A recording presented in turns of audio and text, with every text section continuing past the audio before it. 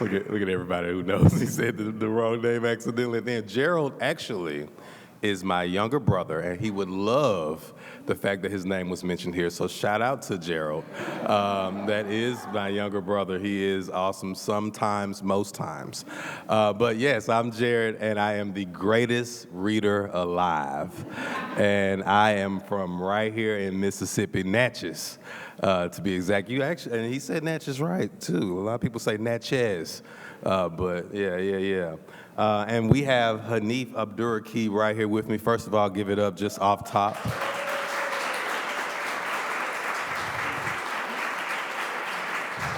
Yes.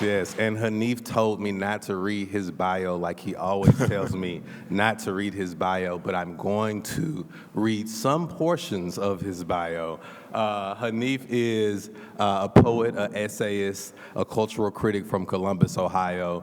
His poetry has been published in Muzzle, Vinyl, Pen America, and various other journals. His essays and music criticisms have been published in The Fader, Pitchfork, The New Yorker, and The New York Times. Now, this is where I'll do some crushing. Right, I'll attempt to crush his excellence. His poetry collection, The Crown Ain't Worth Much, was released in June of 2016. Then he has They Can't Kill Us Until They Kill Us, which was released in 2017. Go Ahead in the Rain, Notes to a Tribe Called Quest with the University of Texas Press in February 2019, which I have with me to get signed. And then we have A Fortune for Your Disaster, and Little Devil in America, and that should bring us right up to There's Always, next year? This year. I'm a Cowboys fan, so that's why I said next year. There's Always this year, okay? All right, so without further ado, we will go ahead and get this party started. Hanif, how are you doing, good brother? I'm good, brother. It's good to see you, man. Thank you for making the time, and good morning, everybody. Yes. It's been a pleasure kind of being at your periphery. Right, like we've been like two ships passing in the night, right, at a lot of different events recently. Hanif, I would like to invite you to do a little reading, if possible, if you're prepared. Yeah. I saw you had some papers here. Kind of prepared. Mm-hmm. I meant to print out, so on the way over I was talking about how this summer I've been at home. I have a new poetry book coming out late next year. So I've been at home working on poems all summer. And this morning I was like, I'm gonna just print out three poems to read. But then I printed out all of them because I was talking, I was like caught up. I don't know how to use computers in hotels. Yes. But I'm gonna read 3 poems nonetheless. Maybe 2. We'll see how these go. This one feels present. All the TV shows are about cops. Miriam says it's unethical to wish a kind of hell on anyone. The desire to punish is unethical. It is not unethical to know suffering. It is maybe unethical to want it for someone who is not you. The killers showed up to the funeral is all I'm saying. The killers held the hands of the elders during family prayers, and I listened for the breaking of small bones. That I walk the earth untouched by its fevers and plagues is proof of my good intentions. I wish nothing on anyone that I could not endure myself, which is bad news for both of us. With the fingers of our elders interlocked with the fingers of killers at the funerals, the pastor sang, "Take my hand, precious Lord." The song was written by a man who watched his wife and child die in the same week and could not believe the latter did not descend. If it is a question of ethics, I want the Lord to lead you to the home you deserve and nowhere else, and that leaves us with the hell of minor inconvenience, the hell of beauty spilling through the metal bars on a window, the hell of a life so long no one is left to bury you, the hell of a child who calls you by your first name, the hell of a child too grown, too big for any fear you can invent for them, and the hell of the world that has to endure your inventions anyway. What if, on your way to heaven, there is an animal in the road that won't move? And what if you have one bullet? Who might you become? What ruins can you claim that others might pray to on their path to an eternal life? I understand the conflict of ethics, but the imagination cannot sustain itself without inventing violence for someone else. But let's say I surrender the traditional designs. I surrender the burning and I surrender the weeping. Hell is the pain you made for for someone else, the animals that crowd the path and how they scream and how the sky you crawl towards echoes back the sound of a mother being pulled from a casket she does not want to let go of, a harmony of curses, of nails dragging across oak. My friend's father worked in a factory. He pressed copper into flat sheets, which then wrapped around bullets, and he wept at the sound of gunfire, and he sent flowers to every burial. I forgive him and no one else.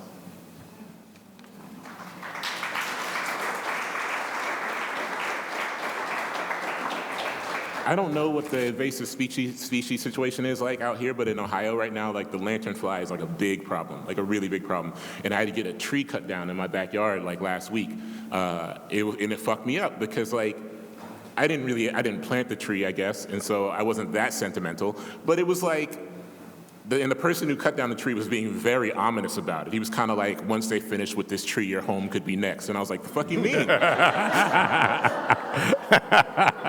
And so there's this real wild issue of lanternflies being just absolutely brutalized in Central Ohio. Like people are killing them rapidly, and I was, well,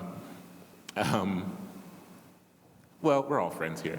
I went through like a bout of heartbreak recently, and I watched the person who I was talking to like flip a lanternfly over gently and then let it. And after a summer of seeing people like kill them relentlessly, it was so beautiful to see this person being like, you poor thing, go fly. Anyway, here's a thing about lanternflies. This poem is called There's Something Here from Somewhere Else, which takes its name from the English translation of Nana's 99 Left Balloons. The man standing over the tree in my backyard shakes his head and runs his fingers along the orange handle of a chainsaw while saying, I hate to lose a tree like this, but your home could be next. It isn't the fault of the lanternfly that it ended up here. My scientist pal studies dead insects under microscopes. She texts me photos of butterfly wings with messages that say things like, this pattern looks like the eyes of a baby when they first open. And I text back, what kind of babies have you been around? When I tell her the lanternflies have commandeered the tree in my backyard, she texts, poor things. They didn't ask to come here, and now everyone wants them dead. And I am ashamed at the indifference I feel to their suffering. I didn't ask to be born, and you don't see me making a scene about it. You don't see me trimming the green from your garden, poisoning the branches in their leaves, which hang into beams of sunlight like hair over the eyes of your long-gone love. The species of tree in my backyard is the tree of heaven. I did not choose it myself. We didn't choose each other. It was here before me and has survived despite the weakness of the soil, despite the rejections of the earth. It's a shame we can't choose what takes us. My beloved elder fought in 2 wars and smoked a pack a day until he was 95 and slipped on a misplaced newspaper at the top of the nursing home stairs. You perhaps understand the engine of my indifference now. It isn't as if nature cares all that much about what lives and what dies, but I suppose someone has to. Down the street, my neighbor weeps over the dead bird in her yard. On the sidewalk, her young daughter gleefully jumps up and down on an anthill. Across the table from each other for the last time, a spotted lanternfly fell between us on its back, legs up and kicking frantically like debris pulled loose in a storm, and you whispered, oh, poor lost beauty, and gently flipped it over with your finger, and for a moment, its bewilderment was also my own. I am ashamed at the indifference which keeps me from mercy. I am on my back, staring into the sun, waiting for someone to play God.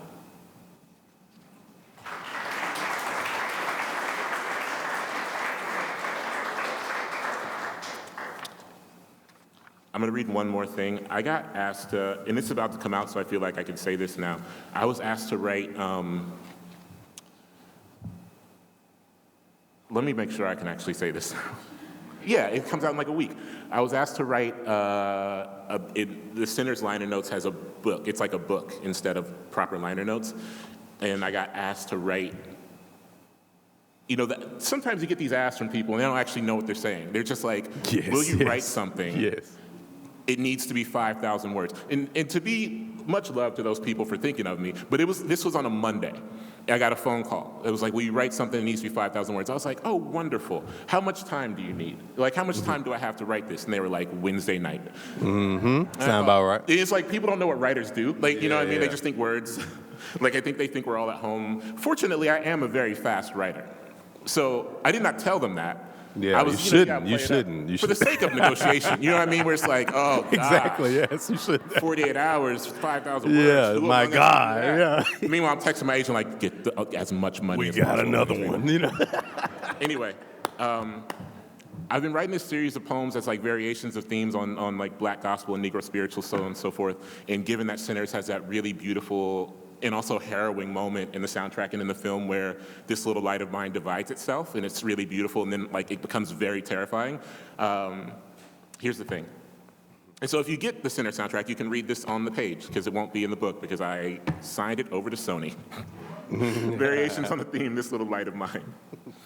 On my brother's soul, which shined blue against our bedroom wall the night my mother died. On my beloved elder who caught the spirit in the front pew, which is one way of saying she became a sky unto herself. Heaven casting her own shine. On my mother's grave, which sits so low in the earth it can only be found on a cloudless day. The sun dancing off her shining name. On the gold tooth of the hustler's lover, dulled with a stain of lipstick, which caught the winking eye of the streetlight and tinted the broken glass on the sidewalk with a red kind of shine. On the blue lights lapping up the black of night and the corner boys praying to survive on the blues, and on the little lit cigar between a guitar player's knowing grin, on the boys speeding through my block on their bikes, and on the shine of the silver handlebars, on their voices thrown into the air, tumbling backwards into a shining echo. The double rim, which curses your jump shot, has the nerve to shine through a summer's heat. On the hair, which left someone you loved before they left you, and on the bathroom sink, which holds on to each strand, even as you try to scrub the shine back into the white. On my father's soul, in the mirror in which our souls try to find each other. On the little light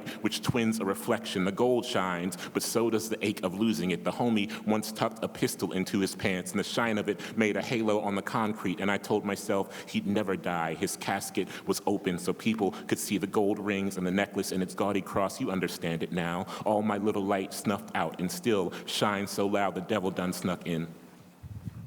All right.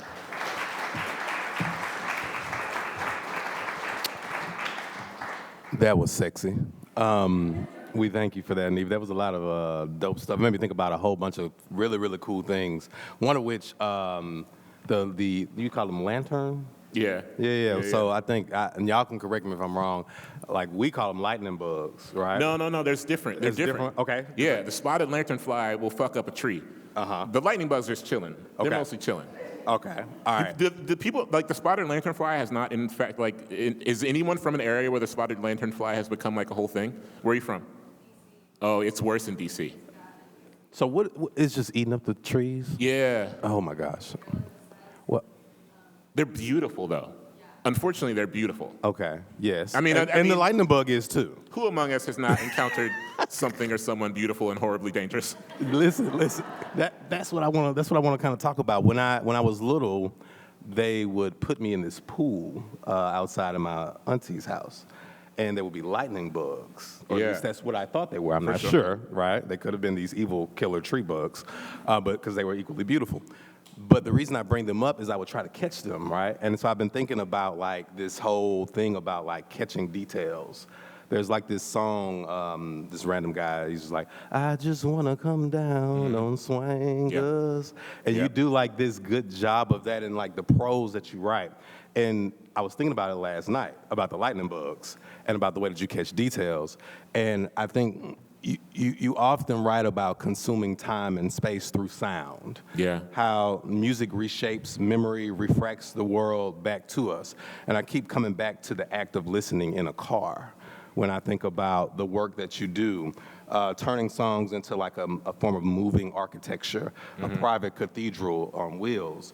And looking back over your work, what do you think that act, like the consuming of sound in that vessel, has done to your sense of narrative, of history, and of world building?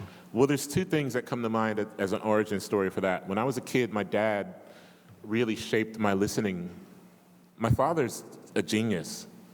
You know, I mean, if you've read my work, you probably understand my father and I have a somewhat complicated but loving relationship, but he's brilliant, and he has a relationship with sound. You know, he would drive me around in his car when I was a kid and play songs, complex arrangements, you know, play like a Love Supreme and play like Beach Boy stuff, and he would never ask me what I thought. He would always ask, what did you hear? Which is a different question that requires a different response. And I think about that all the time because I'm not actually, even my critical work, you know, I think the reason music criticism on my end is so exciting and interesting is because I'm approaching it asking myself, what did I hear? But also, and perhaps more importantly, I'm 40. I'm in my early 40s, which means that I got my first car in the early 2000s. 2000, I think the year 2000, I got my first car, the old Nissan Maxima. And at that point, gas was not very expensive. And also at that point, I would have just enough money for gas and little money for anything else. And is anyone here from Ohio, Columbus, Ohio, Central Ohio? Probably not. You are? So there's like the 270 outer belt, which takes you around the entire central part of Ohio, Central Ohio, Columbus and outlying suburbs. And you could drive around it as long as you want. It's like a 50-minute drive. It's an hour-long drive. You can see the whole outskirts city. And so my whole shit back then was just driving in that circle at sunset for hours, and driving through the night. I was talking to like Angela yesterday about how driving at night through LA is like a different kind of feeling for me. And it has to be soundtracked by something. And so I tend to think about sound as it defines architecture of place. And if I can actually make people believe that what they're hearing is, through their hearing is building a, for example, this morning, I was listening on my run. I took a run this morning, and on my running playlist, Swag Surf came on, but Lil Wayne, No Ceilings freestyle, right? Yes. And there's something interesting about No Ceilings as this kind of post-Katrina triumph thing, where what Lil Wayne is actually doing is trying to articulate this sense of, even in the No Ceilings, in that freestyle, he says, Katrina wiped city out, couldn't fuck with Holly Grove, And so he's actually like giving us a sense of architecture that could not be erased by something large. And so there's a way that I think sound really does build a physical space that is harder to tear down than a literal physical space. Yeah. Man, I was in the car with you right there, and I was in Holly Grove. But anyway, so I want to shift from how you build to what you build with. Because, I think that there's, you have like a length and breadth of work that you can kind of look back on and now have like that weird moment where you're like, dang, was I like in a prophetic space, right? And in Chance the Rapper's golden year, back in, I think, 2016. Yeah. You opened near some of my favorite bars. I speak to God in public. I speak to God in public. He like my rhymes and couplets. He thinks the new jam. Yeah. I think we're mutual fans, right? And reading that now, right, that essay, right, hearing what feels like, sometimes feels like God's house, right, like Capitol buildings. You also said that you've seen politicians use Chicago and flatten it into like this idea of a war zone, right? You said that in 2016. Yeah. Right, and here we are now, we find ourselves in, what are we, in 2025, and a lot of those things are still trying to kind of crush this city and this rapper, right? Like this rapper who just released another album. Did you right? like it? Yeah. There are moments, right, which I Not think, enough. which I,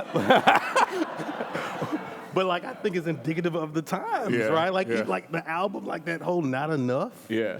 You know what I mean? Like I want to know how you feel, like looking back at that essay, both at like the political landscape and what's happening to a lot of these cities where black folks are, what's happening like obviously to Ohio in There's Always This Year. Yeah. When you look back over the length and breadth of your work and you're able to kind of see this prophecy that is just that, we haven't really quite moved. Yeah. What are you thinking?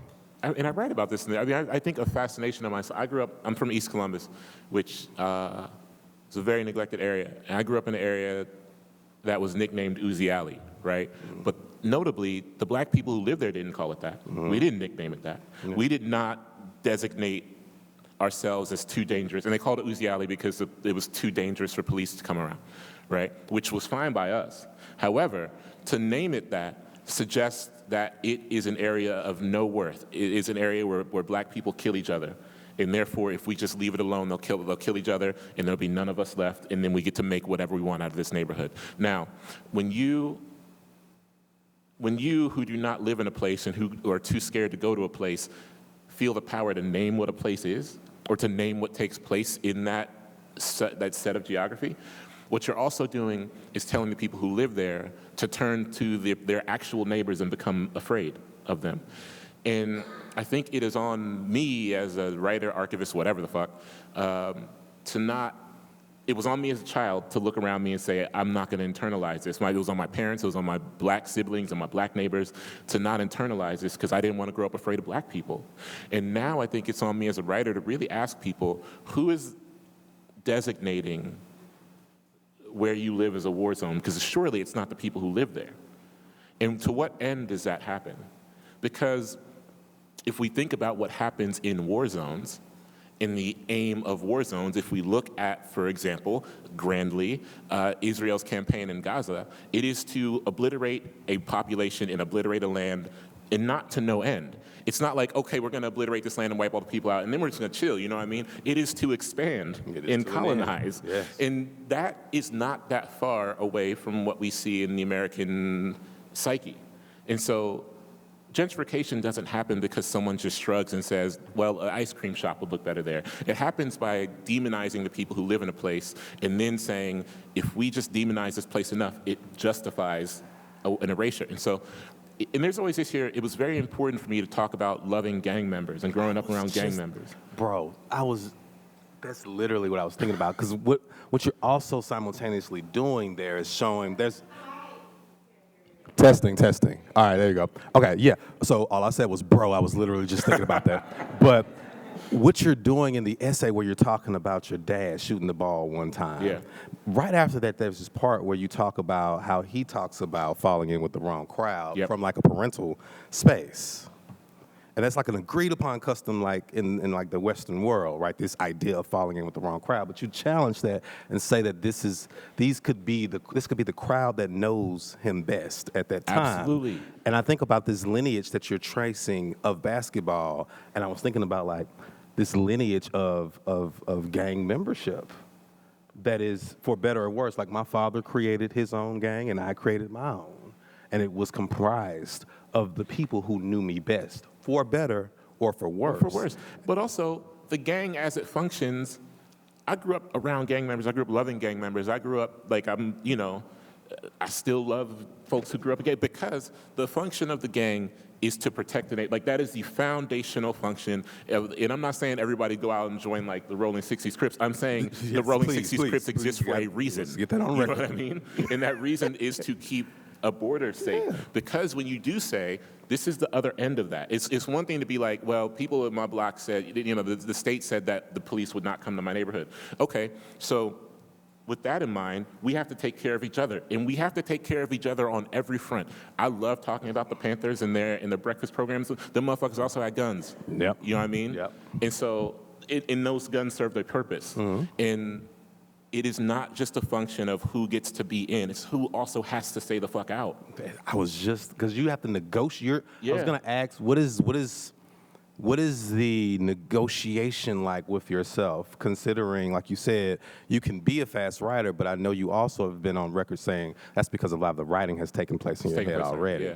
So, like, how are you negotiating the very, it's like you're functioning as like a Rosetta Stone to a certain degree, but you do have to be cognizant of who is allowed Absolutely. In through your writing. So how are you negotiating that? Because these are, as you can tell, like we are both visibly excited, right?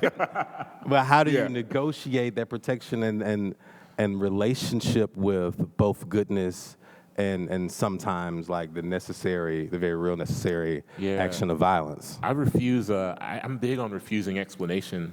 Yes. It's a massive thing. Morrison was someone who taught me that, I think, early on.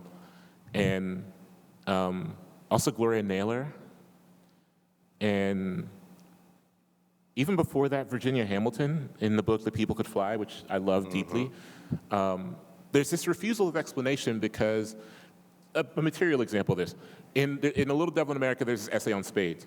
And I remember Random House was like, we got to excerpt something from this book, and I think the New York Times wanted something, and they were like, let's put that essay on spades in there, because, it's like loving, and there's a photo to go with it of me and like Dinez and my homies playing spades, and the New York Times editor, with love maybe, I don't know, it was a white person, was like, well, the essay doesn't explain how to play spades.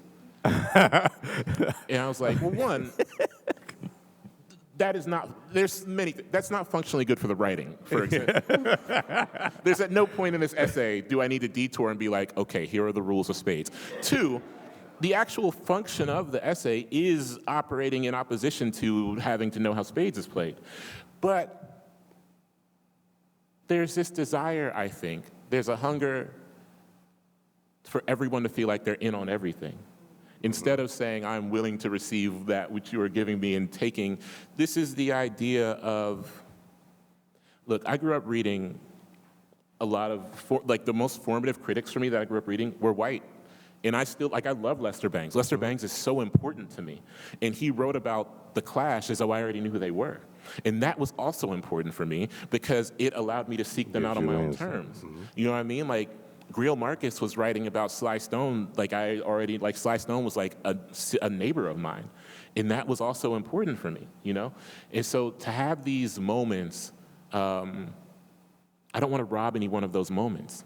I don't want to rob anyone from being at a table where spades is being played and being able to wade through the figuring it out on their own. And it would be treasonous, I think, of every subject of my work to say, I'm going to walk you through this. I'm going to walk everyone through this, even though you wait here while I walk this whole subject. Yeah. You know, I don't want to leave anybody behind. I would instead demand that people keep up. Yeah. Awesome. Oh, I hear some snaps. Good. I think we talked a little bit about this, and it's a concept that is in my mind, and y'all got to tell me when I'm not on the mic. I'm trying to be, yeah. I'm not on the mic. Testing. I am now. Thank you, wife. Person. But I think you mentioned flight, and I think there's a lot to be said about like flight and basketball, right? And when you write about witnessing LeBron as something hovering between the miraculous and the deceptive, like watching an architect bend reality until we can't tell if it's divine intervention or just desperate belief. I heard echoes of like church, of black survival, of how we make something out of nothing every day. And I want to know, how do you see that tension between miracle and deception playing out? Because I think that's what like the African flight myth is like. Yeah. You know what I mean? So much of it, yeah. Right? Yeah. How do you make sense of that tension playing out, not just on the court, but in the lives of the black folks who you captured in your work? Yeah. You know, my favorite, and there's always this year I write about Michael Jordan at the dunk contest, 85 with the gold chains and all that. But actually my favorite Michael Jordan layup is the one where he kind of like, that comes around, and just because it's unreal how long he's in the air. Like it actually, jumping from the free throw line is something that in 1985 was cool and unprecedented in many ways. I have the misfortune of taking it for granted, quite frankly. But when I watch that Michael Jordan, because he's not only jumping, he's maneuvering through multiple people. And there's something that I think is fascinating about this idea of Jordan in flight specifically, because so much of his flight practice was, I'm just going to jump and we're going to see what it's about. You know what I mean? Like, I'm just going to get in the air, we're going to see what it's about, because I can stay in the air longer than you. And that's just something that you have, and not a lot of people, you know, I prefer a dunker who's a little more aggressive, like a Sean Kemp, but there was something about Jordan, because it is a kind of, you deceive yourself into thinking that you can stay there. Yeah. Right? You deceive yourself into thinking the air will hold you in the same way it holds him, but it can't. And I tend to think that it is worth it to deceive yourself in that way. It's worth it for me, for example, to believe myself. Every time I finish a poem, like every time I draft a poem, a single poem, I tell myself I can't believe that I did that. Like, it doesn't seem like it's something I should be able to do. And then I have this really beautiful moment of disbelief that veers into, I can't believe I get to do that. I get to do that again. I can't believe that there is going to be something within me that will draw me to that again. And I love that kind of constant deception. Left to my own devices, I don't know if I'd write poems with any frequency. I need to believe that, or I need to deceive myself into the world being more worthy than it is of my close attention. Yeah. And that, I think, is it is like jumping in the air and just seeing what it's about. Listen. That just reminds me of like this thing that I've just been thinking about in general, like my approach to like content creation and just the work that I do. I recently was talking about like this lack of, I can't create it out of like anything other than inspiration. But what I was thinking about too, in terms of like one of the things that we are negotiating, oftentimes, any of us who are like successful at things, is like also so in line with like this jumping thing, and this the thing that happens in basketball for folks from marginalized communities is like in sport is the only place where the belief of meritocracy that's often handed to marginalized folks that we also then hand to other marginalized folks, both within our families and in our communities, never really plays out in the real world. And so there's this negotiation between like excellence and black excellence that we have to like have with ourselves before we kind of go forth. Yeah. You know what I mean? And so I think that you're saying a lot about what that feels like, right? Because like Jordan has to leap in the air with the belief that I'm going to be able to make these types of decisions and maneuver all of these obstacles that I'm well aware are awaiting, right? And somehow I do it, right? Juxtaposed, because Jordan's not the only person you're talking about. Right, with this idea that there's also this person who actually does dunk with a lot of ferocity that you like grew up around, who happens to be LeBron James too. So there's this negotiation with like, I guess what I'm asking, I'm wondering how are you negotiating your association with that meritocracy, and as an artist, and then producing anyway, right? Because I heard you. I think you was talking to Buddy in New Orleans with the. B Mike, my guy. Right? And y'all were talking about like when the product is done. Yeah. And so I just think there's a lot of blockage there because of that two-ness I was talking about. I mean, sports is a meritocracy in a way that I think it's one of the last meritocracies. And, you know, you can either play or you can't. That's it. That's it. You know, and you have to determine, in basketball, one-on-one is the great signifier. One-on-one is, I loved watching the, when the women had the tournaments, the one-on-one tournament, that shit was incredible because it's like, actually, you can't beat Nafisa Collier one-on-one. You know what I mean? Like, that's just the thing. You know what I mean? Like, you can't do it. And that doesn't mean that you don't stand across from her and say, we're going to find out what it's about. Again, art doesn't have that. I came up in Poetry Slam, right? Which you would think, due to its competitive nature, is a meritocracy, but it's not. Because it is all about the performance of how well you can capture the hearts of some one person who's holding a scorecard. And that has nothing to do with whatever gifts you do or do not have. It might a little bit, but it mostly has to do with, there's a reason why if you're at a poetry slam and 4 people come up and they're reading without holding paper, right? They're performing the poem without holding paper. The 5th poet comes up, holds paper, and reads off the paper. Doesn't matter how good the poem is. Poem could be like, you know, Nicole Seeley's Object Permanence, literally. It's one of the great American poems of my lifetime. It's still going to score lower. It's going to score lower, because people have adjusted their brain to the fact that they're not being connected with. So there's all these failures. The thing about it is, it's important for black artists to realign, I think, their relationship with why they would like to be good. I don't want to be good so I can win things. I would like to be good because I'm operating in a lineage that requires me to be good. Yes, you know? That's what I'm getting at. There's this idea, I think, that if I sit in my house and say, and the thing about lineage, too, is it doesn't actually require two-way consent. I can be like, I imagine myself in the lineage of Toni Morrison, and I don't need to go to have a seance to speak to the spirit of Toni Morrison to get approval.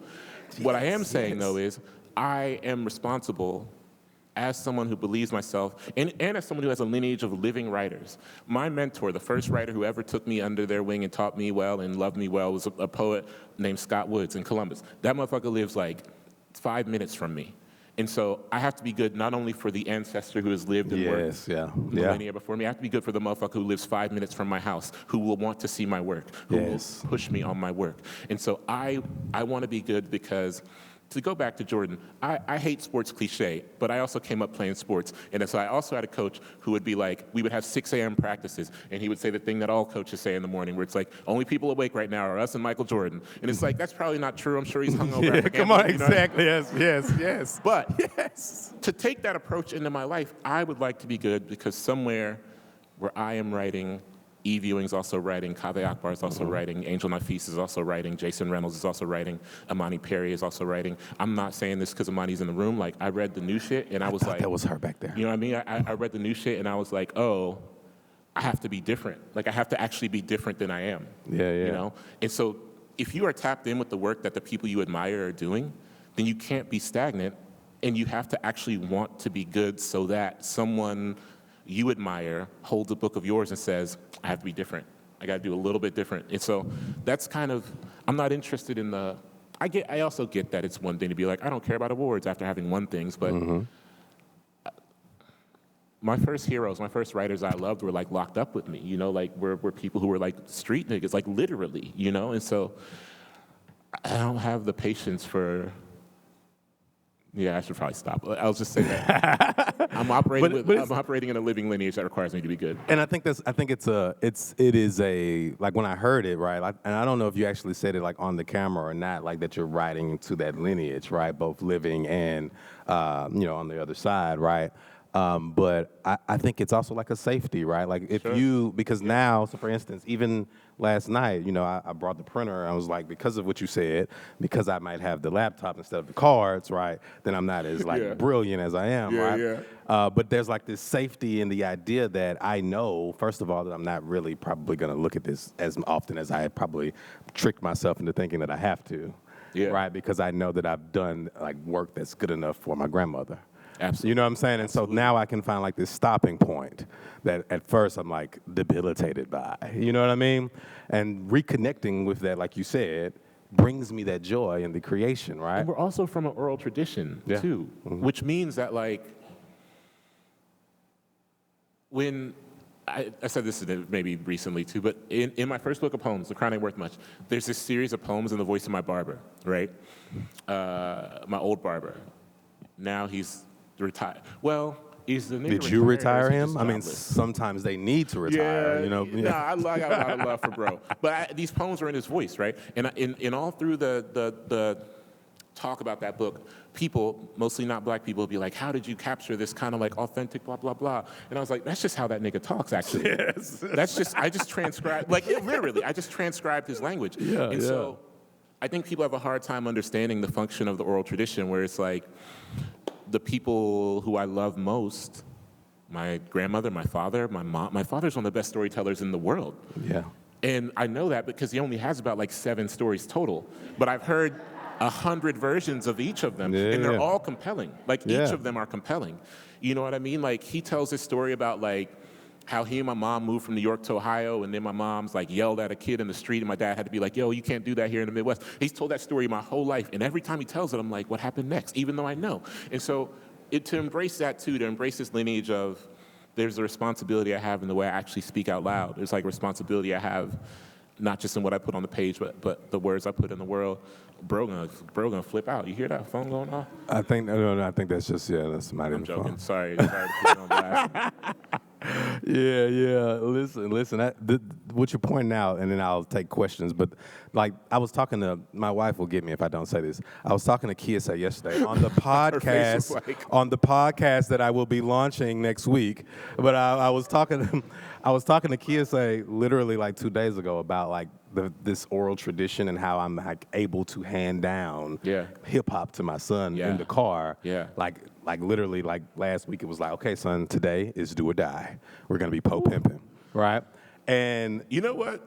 No better evidence of the history of black migration than come on, than that's like literally what Kiesa said. Conflict. He literally said that. If I'm passing all of that down to him orally in that conversation, right? Like I was like, do or die. They're from Chicago. We're from Mississippi. The reason they're probably in Chicago is because they're probably from Mississippi. I mean, and there's a deep musical lineage between Chicago and Mississippi. Chicago is essentially like an extension of the Delta. It's literally, that's all it is, right? And I was telling him, I was like, it's such a beautiful thing, but like, I'm not only am I not given that, like my dad was not like, yo, this is how you pass on the oral tradition of hip hop to your son. Right. Like I have to learn it organically from like tapping into some whatever source. Yeah. Right. And then I have to transmit it properly, so that he holds space for both the black migration, do or die, and then the fact that Chance the Rapper put do or die on this other song to pay homage to this lineage that they are both in song and history. Yes. And I'm handing all of that down to him in the car, and I'm just like, Kiss, this shit is amazing. Like no one told us that this was on the other side of like fatherhood. You know what I mean? Yeah. And we got to pay attention to that, like you said. We do, and we have to think about I don't know. I'm not going to get no whole thing about, not just some Mississippi, but I was running this morning. I saw the Crit mural on the Art Museum. And I thought about how we have a responsibility too as Black listeners of hip hop. I mostly think about, I think about Crit as a somewhat tragic figure because I love him.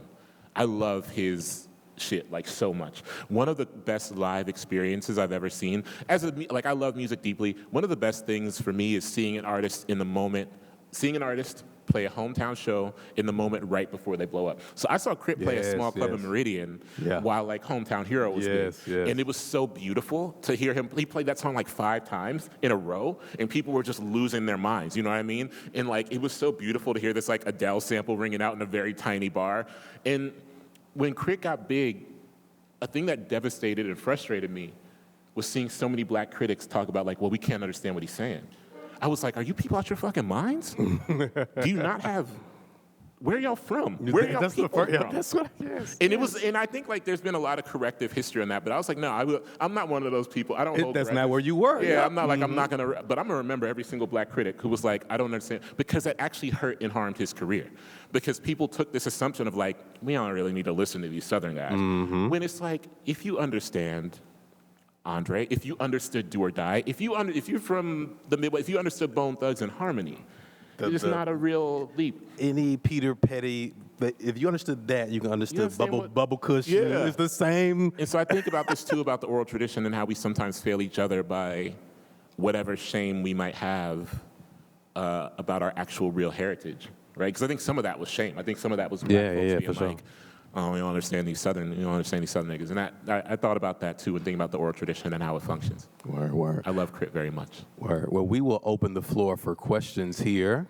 Is there any questions among the parishioners here? Among the parishioners. Ah, there we are. Yes.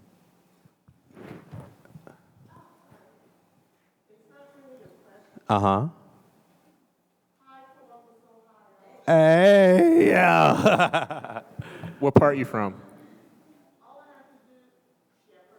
Oh, word.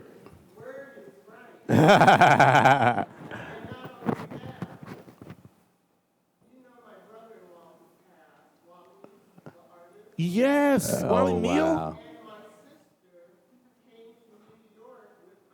Yes, we met. Yeah. Okay. You know Wally? I mean, of course. Hey guys, you guys are enjoying a Who Your People Is moment. No, this is great. I want you to keep going. Listen, this is literally what you were talking about. This is.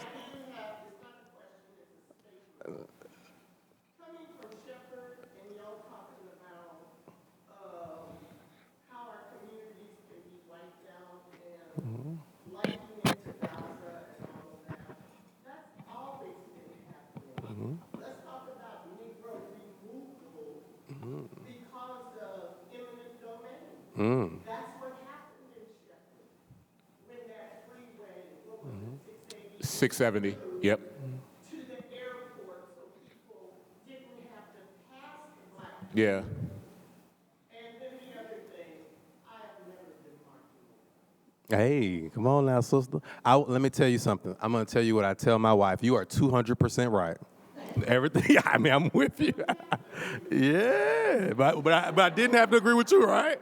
Wally Neal is very important to me. That's so very dope. important artist to me. Massively Yeah. important to my functioning in the east side of Columbus. Yeah, and I didn't. I think that just was a beautiful moment because we literally were talking about like that Who Your People Is thing, and like to see it like happen in real time. That's why I called it out, because it is like a beautiful, again, a transmission. Yeah. Of like culture, right? That can That's happen incredible. just like that. You know what I mean? So Our people are everywhere. Yeah. We got another question and or statement and or remembrance. Okay, I see some thinking faces. In teacher school, they teach me to wait 5 minutes. 5 minutes? 5 minutes. It was the craziest thing. I think I got a C in that class. But, there they are, see? I told you. But if you wait, it will work. All right? We're going here, and then we're going to kind of, yeah. Yeah. Yep, That's a yep. playlist that I made. This question is about a playlist I made called Driving in Circles of Sunset. That's a playlist I made of songs that I listened to while driving 270 as a kid, and then as an adult, it kind of like spans the many years I've been doing it. Yeah. I love that playlist. I love making it. Yeah. Hey. Big fan. Had the joy of reading your latest book. It was this year. Around the same time, I read Ross Gay's book, Beholding. Yeah. Takes that long, poetic look at Dr. J. And I know that you and Ross have seen you talk a little bit on Instagram about your relationship. I didn't know if y'all talked about those books and your work. Good question. Or Good how question. you kind of think about the differences there, or kind of this Yeah. straight poetic approach. And your book, your prose is always so poetic. Right? Thank you. It's, Ross is so important to me and so meaningful to me. And I think Ross will say that our work is in conversation, even though we are often not. I mean, we are, like Ross and I talk, but we never talk about our work.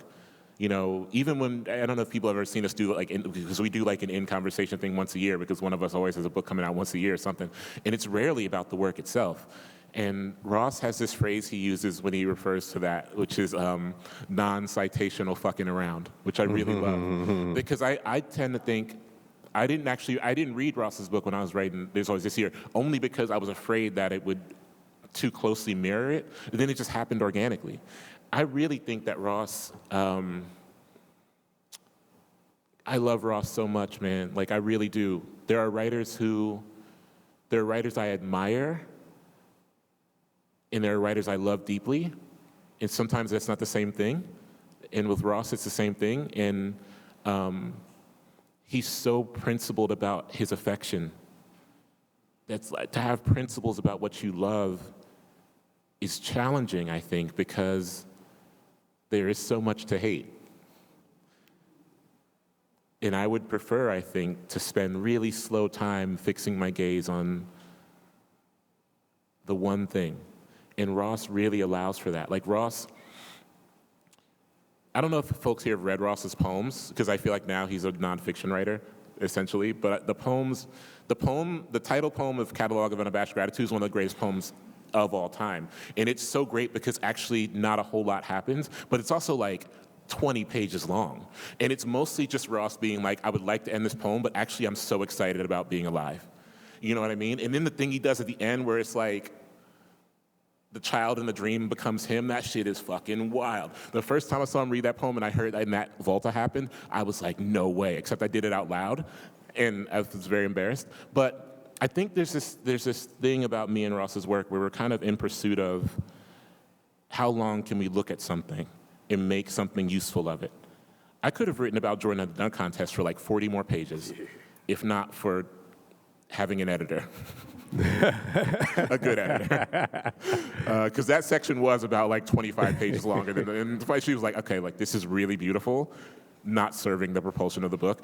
And I think that Ross is one of the writers I admire because his commitment to beauty also serves propulsion in a way. Like Catalog of Unabashed Gratitude is a great poem because you never get tired of him being like, I'm almost done, please stay with me. And then when it is done, when he's like, okay, the poem is done now, you're kind of like, oh, bummer, you know? And I'm just trying to capture that feeling as much as possible. So I love Ross. My work is massively influenced by him, even though I try to not read his work while I'm writing my own. Awesome, awesome. Right here? I understood basketball as a foundation for the book, but I felt like as I kept reading, especially around you talking about your father and his shot and the decision to drive from Connecticut Yeah. and love and loss and acceptance. Mm-hmm. It seemed like basketball to me started becoming more humanizing. Your intention. Oh, yeah. I like that. Basketball the book is barely about basketball, you know what I mean? It's a myth. It's like it's the thing that gets people in the door I was gonna so say, that they yeah. can tolerate being lied to for a long time about what they've gotten into. And that's not a nefarious thing. It's not like I'm trying to bait and switch. The whole first section of the book, yes, it opens about basketball, but it's structured that way the book is mostly about time and the loss of time and the anxiety I was feeling in the reality that I was losing time. And it's harder to tell people in a book about mortality.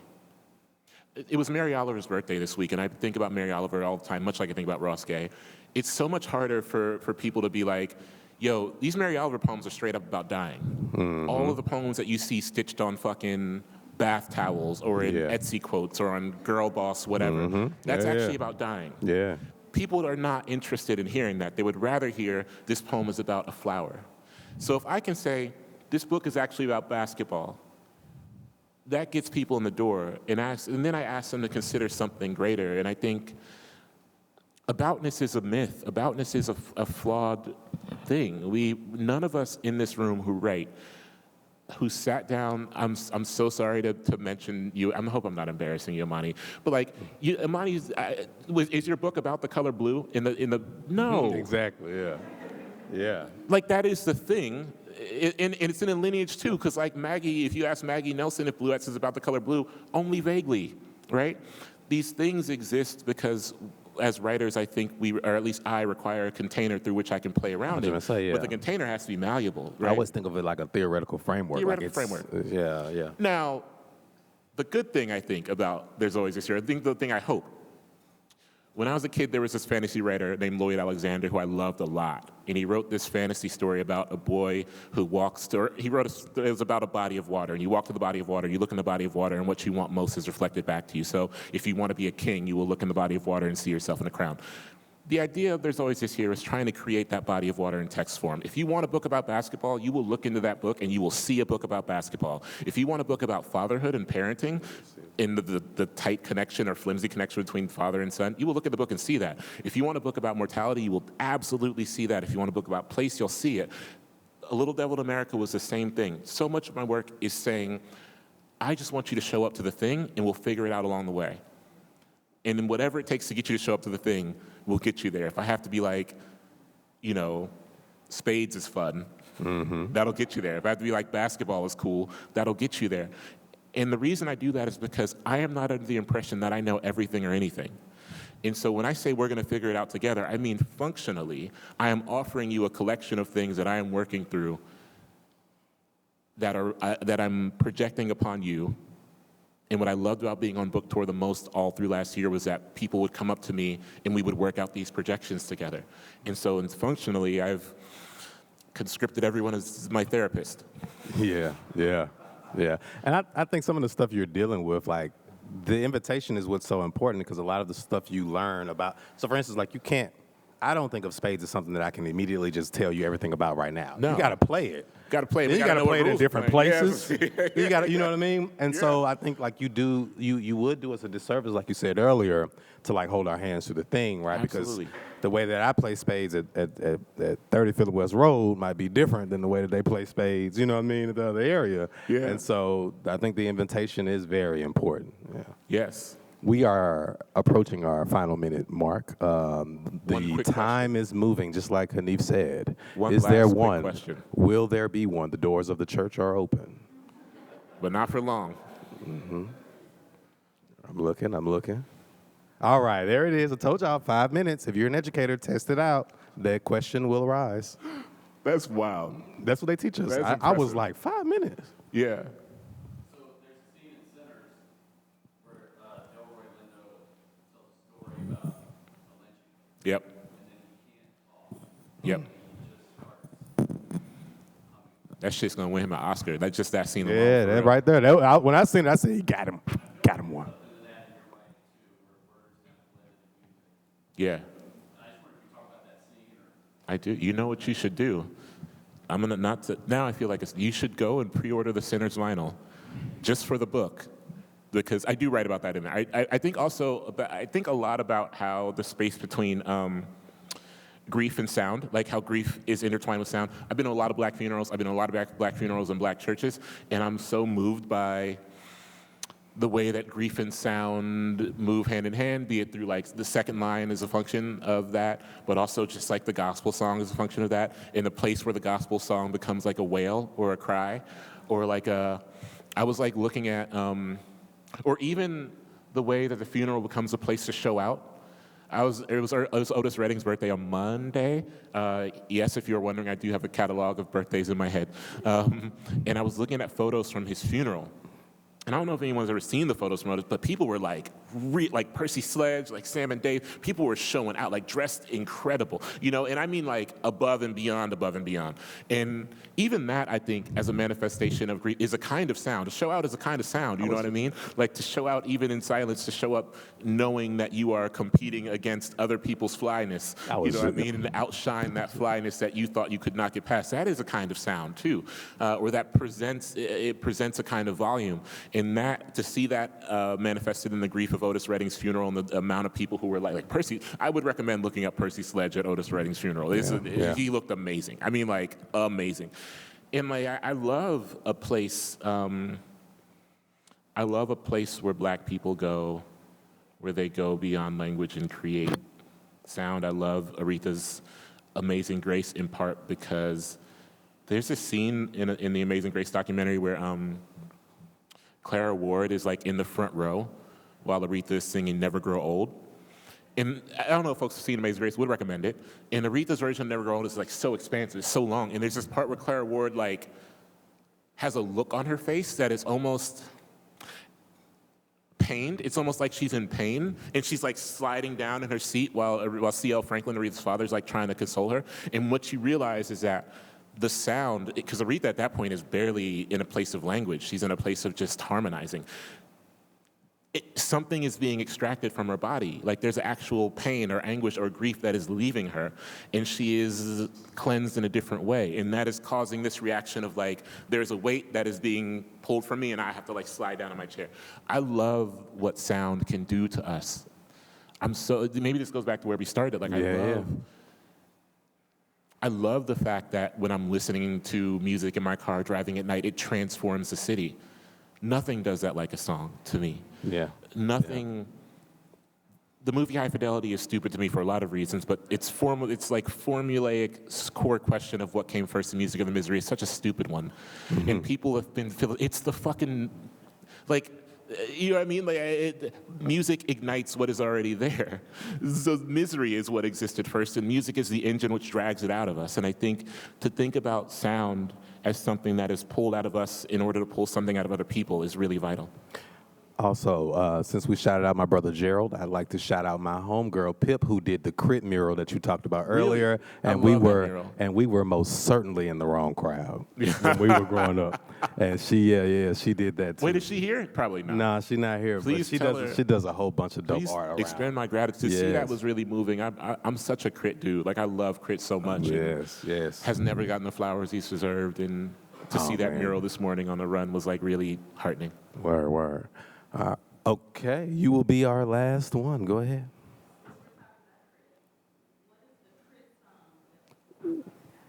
Oh, man. I got something. Mount Olympus. I think Mount Olympus is a really important song because, and I know we're up on time, so I'll make this as quick as possible. When Kendrick came out with that Control verse, it sent people into this tailspin. People were responding in these ways that were kind of ridiculous. You had like people who weren't even implicated in the verse respond. And I thought Crit, Mount Olympus is a triumphant song, but it's also a deeply principled rap song.